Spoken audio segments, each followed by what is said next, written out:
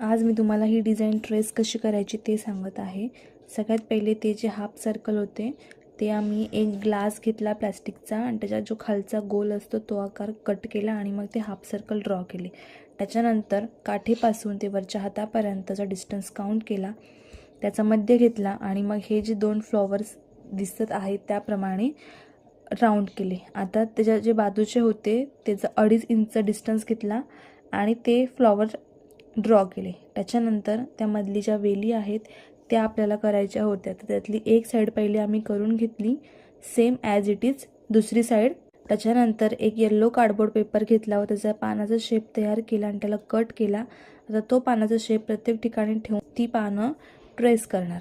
आता ह्याच्यानंतर पुढे blouse ready झाल्यानंतर कसं दिसणार आहे हे बघायचं असेल तर नक्की फॉलो करा आणि ही व्हिडिओ जर तुम्हाला खरंच युजफुल वाटत असेल तर सेव्ह करा आणि शेअर करा।